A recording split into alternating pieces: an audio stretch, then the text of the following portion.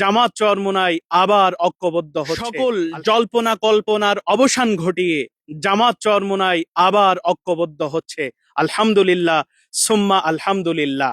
ইসলামী আন্দোলন তথা চরমোনাই পীরকে জামাত সর্বশেষ 50টি আসন ছেড়ে দিতে চেয়েছে। জামাত এর আগে 35, 40, 45টা আসনে তাদের সাথে সমঝোতা করতে চাচ্ছিল। চরমোনাই পীর ক্ষুব্ধ হয়ে জোট থেকে বেরিয়ে গিয়েছিল, কিন্তু আলহামদুলিল্লাহ জামাত উদারতার পরিচয় দিয়েছে, তাদের জন্য আরো 5টি সিট বরাদ্দ করে দিয়েছেন, ছেড়ে দিয়েছেন।